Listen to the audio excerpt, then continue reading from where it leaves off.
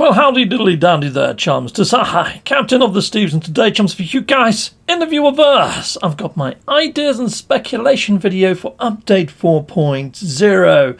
But yeah, before we get into that, though, I've got some other news because it's the 6th anniversary of No Man's Sky. We're doing a UK meetup. Here's details on the screen if you wish to attend. This is in the UK and it's at the Free Pigeons pub, 7 p.m, and it's on the Sunday the 28th of August. Heck yeah, so it's fast approaching, people, fast approaching, but it'd be awesome to see you there if you can make it. Heck yes, you people in viewerverse, heck yes, awesome. Anyhow, let's hit on up the idea. Executamundo. Right, so let's start off in the Nexus with Ariadne and the other NPCs inside of the Nexus, but Ariadne in particular. Ariadne went missing during the weekend mission lore in 2019 or 20, one or the other. But anyway, the one we have here is a doppelganger. That is a clone, it's an imposter, it's not the real Ariadne. And I'd like to see that quest line completed, because she went missing aboard a dark freighter. Talk about missing things. Capes. On multiplayer, you can see mine is lovely. This person next to me is wearing a cape. Not that you can see it. No, you can't see it for toffee. No, so hopefully they will fix that. That'll be nice. And another thing is running the missions. If you're already in a fire team, it'd be nice to have an individual button here to say run as fire team, so you can run as your group, because a lot of times people just hold the mission open and sit there, meaning you have to leave your group to join their group. But what's the point in having fire teams then? Yeah, so I'm hoping they fix that. Aboard these exotic trophy wells, there are these strange structures called failed boundaries or boundary failures, one or the other, but you can hit them up and get a snippet of lore. But that's all they tend to do at the moment, even though they look frickin' gnarly and radical. Yes, here we go. Let's go and interact with one of these and I'll show you what they do currently. Now, they do call out to the Atlas, which is very odd. Yeah, so here we go. Let's download data. So at first you get some information from Talamon, but then in the end you just get error, Atlas, error. They see you. Well, what sees us? I'm hoping it's giant sentinel bosses. Now, I did make a video on this some time ago, people, and you probably haven't seen it. It was when my channel wasn't all that popular. So let's hit up that previous video. Yeah, the quality's not as good, but yeah, bear with me. Here we go. Load. I'd hit it this prompt. Executamundo. Ideas video. Yep. In No Man's Sky, currently we've got these exotic planets, chums. Now, they have very limited flora and fauna on them, and they seem very generic, with not much reason to come venture here. Yeah, normally they've only got one sort of fauna type, which does make your sort of like milestone easier to get for finding all fauna on a planet. Yeah, because you only got to find one. You can upload it and get that trophy super quick. Here you go. I'm scanning one of these creatures now, and as you can see here, they're kind of a little boring in comparison to the rest of the planet. I mean, when you first land here and you get all that creepy music, you're like, oh wow, I found something quite unique and quite special. But then you realize that it's not really. I mean, you can come across these planets. I think there's about 13 different types of these exotic planets. So yes, you can get your milestone quicker, and it's got a fauna that you've never seen before, and it's quite alien looking. And you pick up a trophy, but that's about it. There's not much else to do here. Get a trophy, scan a fauna, have a look around, be slightly amazed. But no, other than that, there's not much. But what if they added bosses? So on all of these exotic planets, you can come here and hunt down different types of exotic bosses. And maybe they could be variants of these bosses, so it's not all copy and pasted and not all the same. But also make it so the drops from these bosses are worthwhile in having. So make sure that they're like, I don't know, modules for either your exocraft, for your actual ship, or for your multi-tool that you just can't buy anywhere else. So maybe the incinerator module, for example. So perhaps these boss encounters are triggered from picking up too many of the trophies on the planet, or maybe even picking up too many gravitino balls, storm crystals, or digging too deep into a planet's surface could trigger a boss on other planets as well, chumps, and not just limited to exotic planets.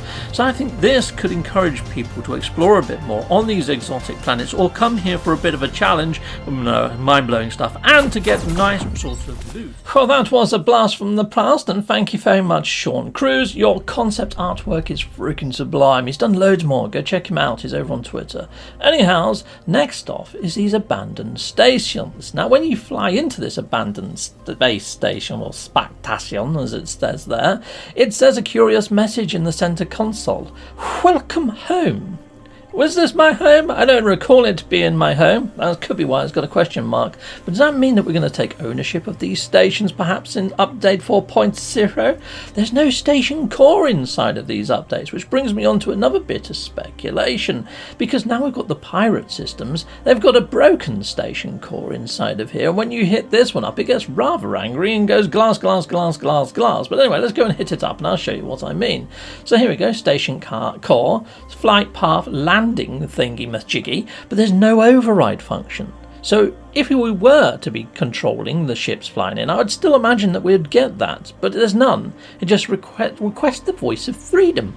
And when you do, it comes up and it just says that you've been promised a star, which is pretty interesting because when you go through to the Atlas sort of path, you get given to birth a new star then. It's very odd. I'm not 100% sure. I'm going back for a second frickin' view, people. No, I'm not. Right, anyhow, over in the normal stations in space, the station core is active.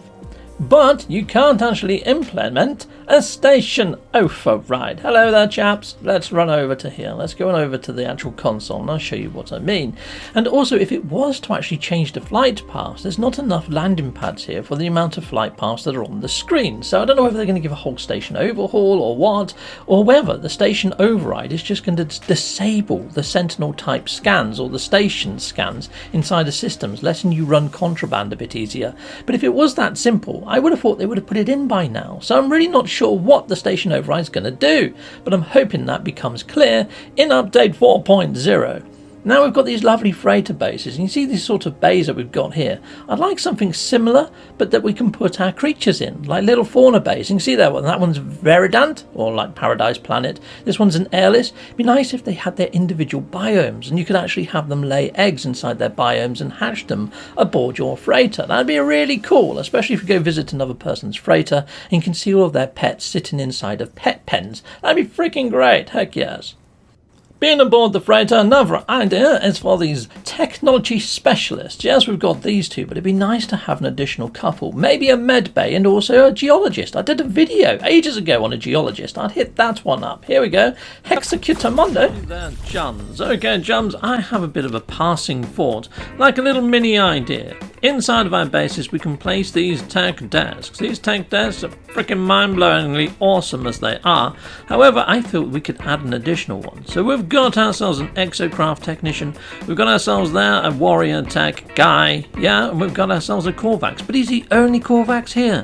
There's two Viking, one Korvax, and then there's two Geks. So I've got this little chap here. Where's my other Gek? He's vanished. This is a bit odd. Okay, well, here we go. Let's bring in this guy over here. There he is. There he is, you lovely little devil, you. Yeah, for Sipu and his twin brother Tyleaf. Yeah, so Stan over here, he's all on his own. All on his own is Stan. But yes, Stan is good at sort of like, yeah, he's always after flora data. But how about if we have a mineral guy, like a geologist? So yeah, I made a video on this like a few years back. But yeah, I got a reminder from one of my viewers the other day who posted me a comment and a message. So yeah, I've put his name and letters across the screen, so thanking you, chum. And yeah, if you've got ideas to strengthen this idea, please put them in the comments. But I'm going to be hitting up my graphical rendition, Executamundo Mr. Exo. Heck yes. So yeah, here is my little mock-up of what the Geo Bay could look like. A little rock collector dude. Well, hello there, my Korvax chum with rocks. So yeah, he could give you blueprints. If you go into caves, I'm hoping that they make caves even better. Maybe have crystal caves?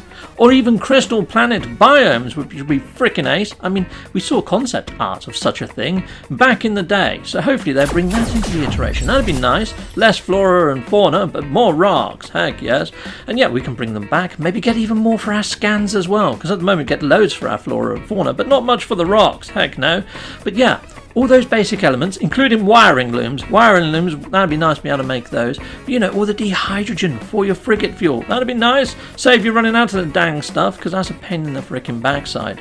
But yeah, I hope you guys like this idea out there in viewer world. Heck yes. Please hit a like if you do, and I'll see you next time. Yeah, there's two new specialist desks, a geologist, and maybe a med bay. Heck yes, that'd be pretty cool, especially inside your freighter. Heck yes.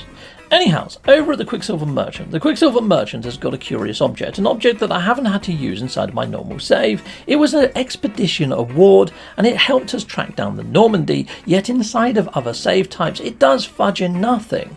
So yeah, I would like it to be given some kind of use, whether it's a better Quicksilver rewards or whether it's helping us find one of these living frigates, I don't know. But yes, there's other things as well that don't have much use, like the Animus Beam that sucks souls out of animals. We only needed to use it in the Living Ship quest, haven't had to use it again. Same with the Solar Ray. It'd be nice to have some sort of base powering devices that uses solar sort of power. And then there's this one here as well, which is the incinerator, which was added in by accident, then taken away, I believe, and hasn't been re-implemented, but it's an awesome weapon module type. Righto, so now I'm over at a portal. Now we did get some data mined images, thanks to the Procedural Traveller and other of the data miners in the data mining community that put them out there in the verse, and yes, they come across as having portal stories, and also maybe the functions to build our own portals, which would be pretty darn freaking gnarly. All the portals that we have in the wild, even if you do put a base at them like I've done right now and claim this sort of portal as mine, I have to recharge the dang freaking thing, and it's a right pain in the blinking butt. I don't know how they thought this would be fun, because it really freaking isn't. But yeah, one of those icons is to power the actual portal itself, so maybe having our own portal, maybe we won't have to ever do this again, which would be freaking fantastic. I don't know why they don't just give us the ability to charge it all up in one hit using maybe our Atlas Pass level 3 or something, you know?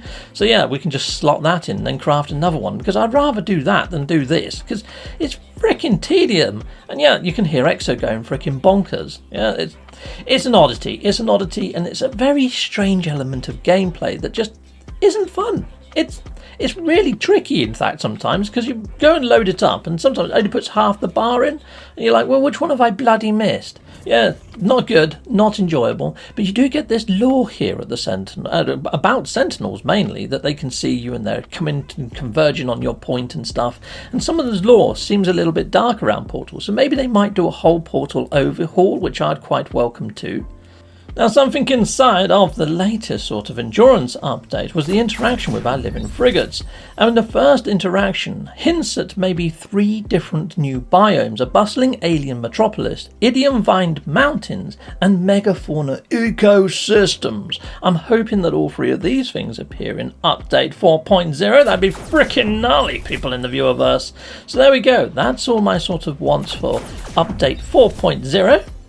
And when I say wants, I'm loosely basing these on things that are already in game. In a roundabout way, I'm just sort of going to all the loose ends and sort of putting rhyme and reason to them. I hope you find it mind-blowing, but they're not my super wish list and want for 4.0. I might do another video on that, people in the viewerverse, but I'd love to hear your thoughts and feelings. Please put them inside of the comments. And until next time, people, goodbye, and goodbye again. Well, thank you very much for watching. If you like what you see, please hit a like and a subscribe, and I'd like to say a massive great big thank you to all of my backers over on Patreon and over on YouTube membership. Thanking you, backers! And if you want to support this channel, just don't skip the adverts. That throws revenue down my avenue. Or yeah, just stay with Captain Steve that little bit longer and hit something on this screen. There's merch here now too.